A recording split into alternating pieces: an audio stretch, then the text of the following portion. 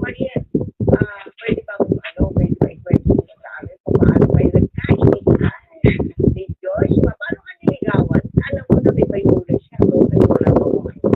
Kung ano lang po yung nasabi sa akin, maging kami na po. So, syempre po nagulat po ako.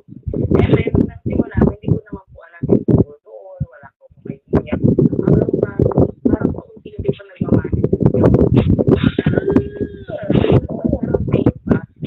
nagkaroon na po ako ng time na sinerge ko na po yung tungkol doon. Kain na tayo. Mukhang masarap po itong ginisang sardinas ninyo. Oo. Sarap yan.